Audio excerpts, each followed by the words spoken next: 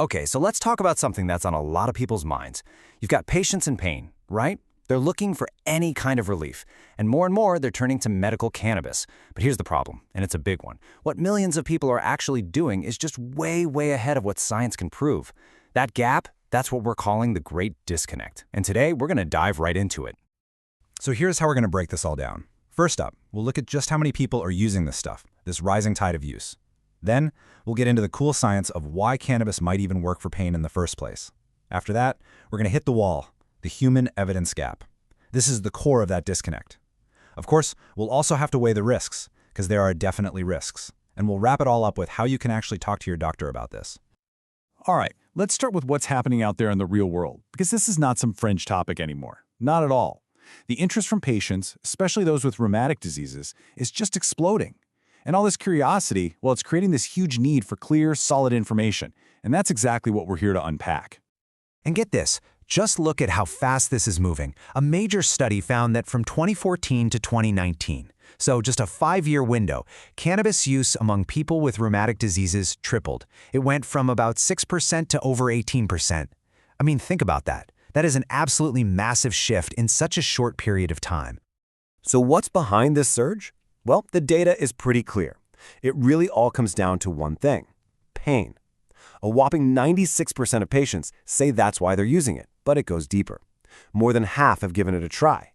2/3 are actively looking for information. And here's the key part. They want that info from their doctor.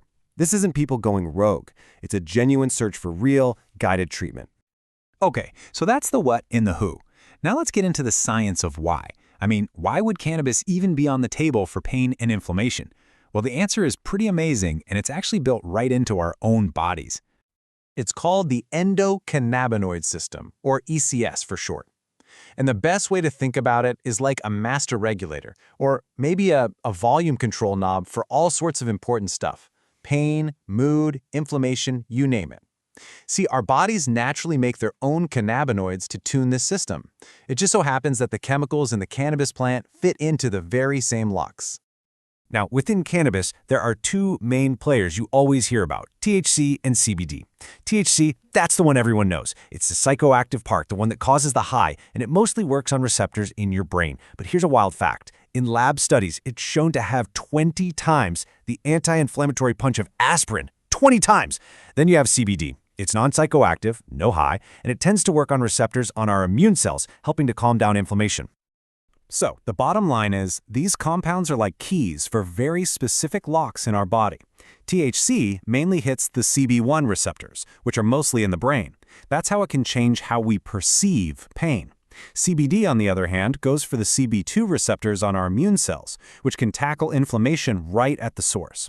And it doesn't stop there. There are other receptors involved too, all part of this complex system that sends pain signals from your body to your brain. Okay, so on paper, this all sounds incredibly promising, right? You've got this built-in system for managing pain, and here are these compounds that can flip the switches. It seems perfect, but this is where we run smack into that great disconnect. Does this beautiful science in the lab actually translate to real proof in real people? You know, this quote from the very researchers whose work we're digging into today, it just says it all. Medicinal cannabis for rheumatic disease looks good in the lab, but our current knowledge ends there. I mean, wow. In a petri dish, in animal models, it's a home run. But when you ask for solid proof in humans, crickets.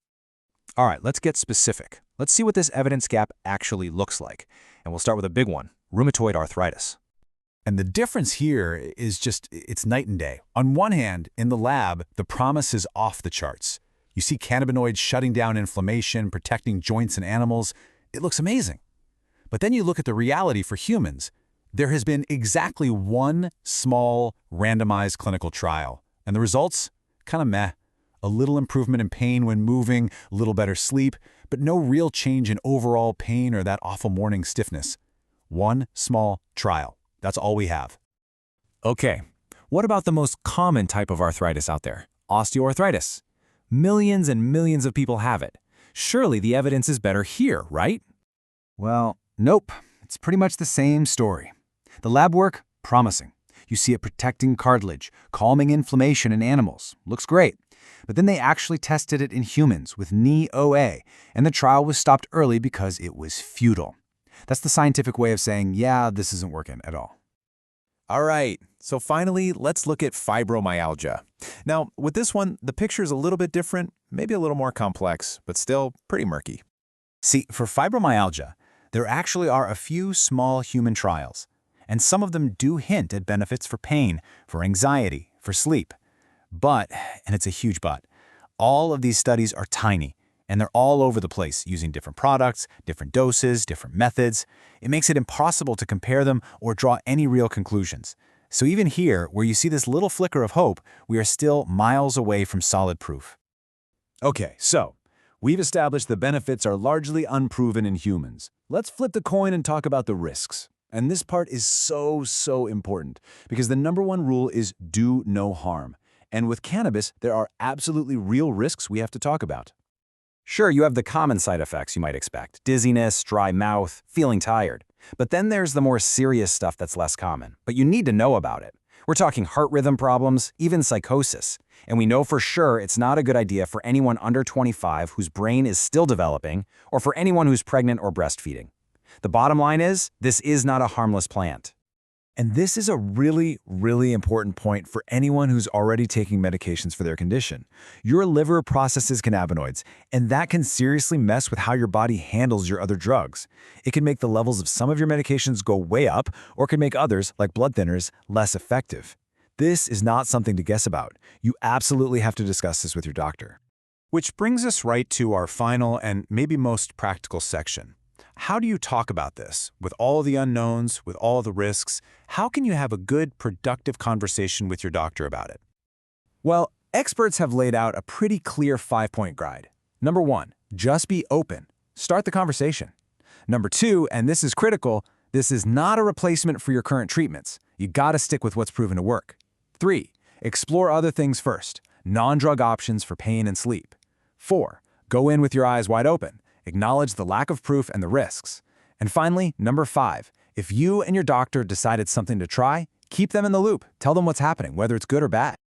So after all that, we're left with this massive question, aren't we?